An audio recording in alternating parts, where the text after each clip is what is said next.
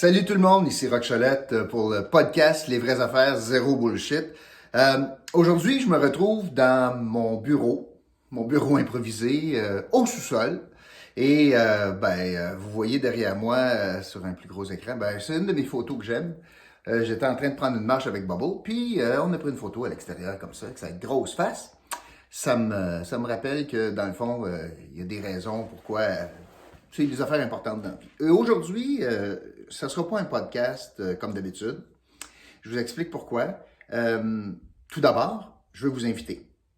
Ça m'aiderait beaucoup, je vous le dis, là, si vous vous abonnez à la chaîne, ça ferait bien mon affaire. Simplement, cliquez sur Je m'abonne. En passant, il y a un petit concours, vous pourriez gagner de l'argent, un peu d'argent. Puis, sinon, vous pouvez dire j'aime, interagir avec moi, m'écrire des commentaires, des suggestions, des questions, des propositions de sujets. Tout est parfait. Puis on essaiera d'y arriver, d'aborder ces sujets-là.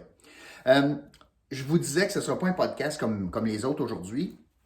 D'ailleurs, je vous le dis tout de suite, au fur et à mesure, vous avez vu là, depuis quelques jours, je parle d'actualité bien sûr, mais comme si on s'assoyait ensemble dans mon salon. Puis qu'on jase, puis ça donne qu'on parle d'actualité, puis de COVID, puis le budget de Gatineau, puis ouais donc. Je veux faire ça très amical, très on jase, puis je vous dis ce que j'en pense. Et aussi, je veux, sans entrer dans trop de détails, mais je veux vous partager des tranches de vie. Et tenter de faire un lien avec l'environnement que l'on connaît, la politique, l'actualité, puis tenter de faire des liens. C'est un petit peu ça que je voudrais faire.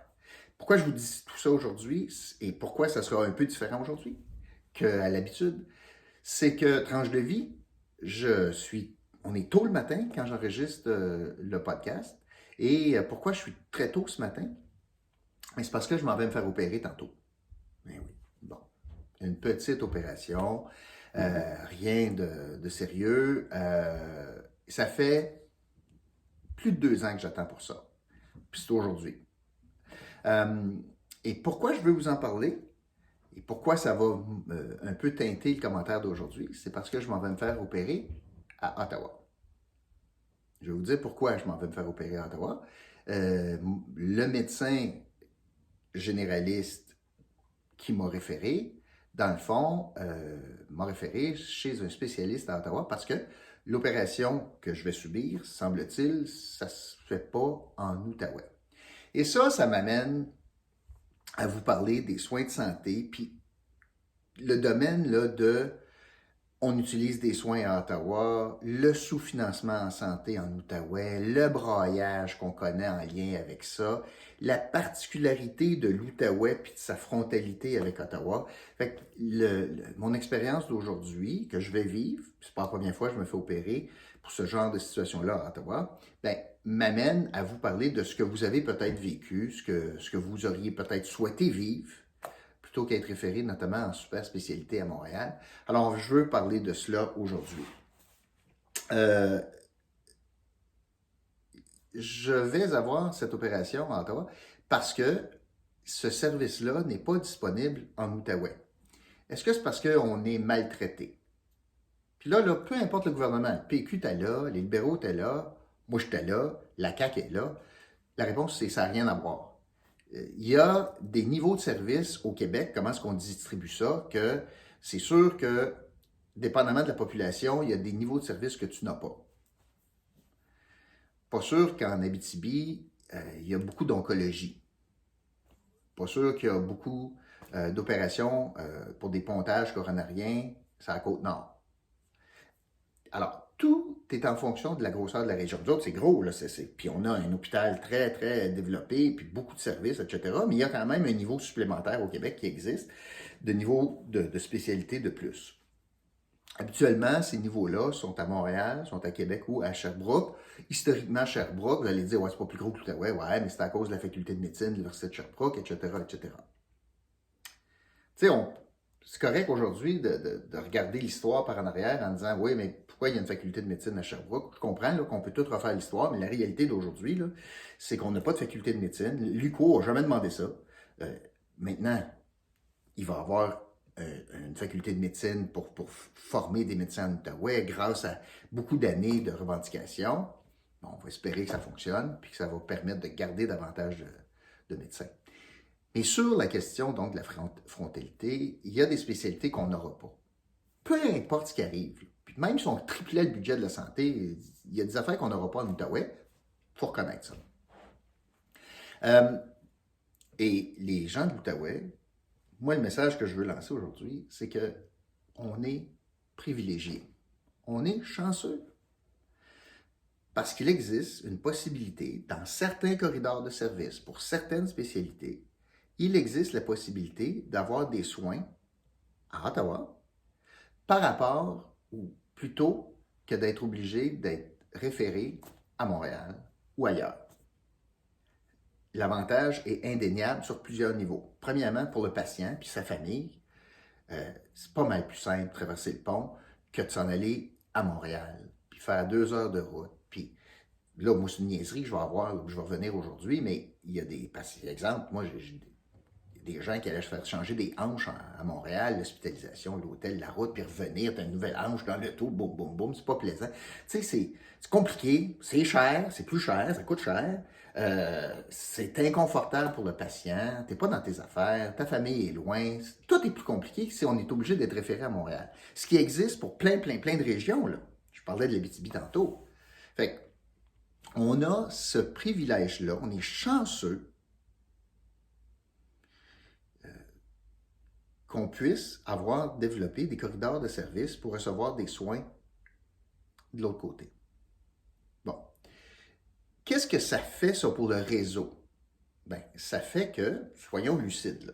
Moi, le spécialiste que je vais voir aujourd'hui, bien, le même spécialiste à Montréal, qui fait la même opération à la même heure que moi, c'est comme si on était capable d'avoir 2 patients au Québec à la même heure pour le même spécialiste.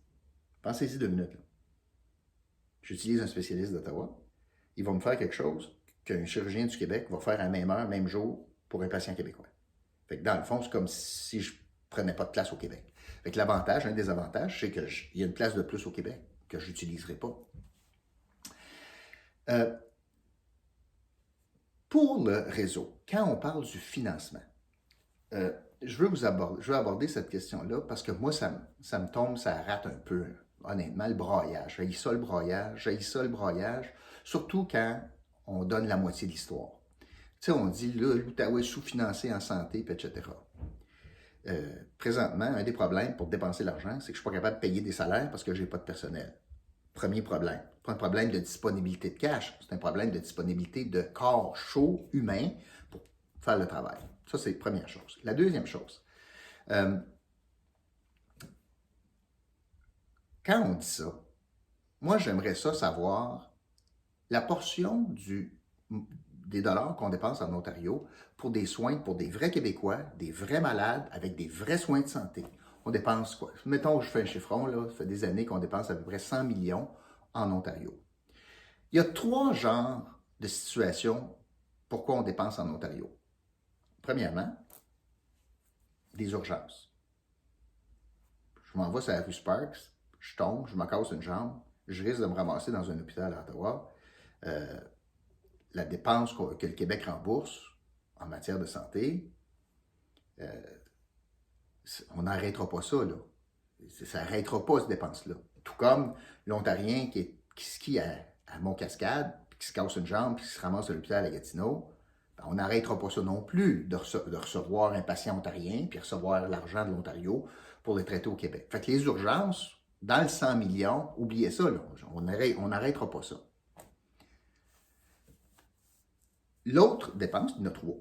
L'autre dépense, c'est pour des soins de base que malheureusement, le système ici n'est pas capable d'offrir. Puis là, je pense à 2 choses.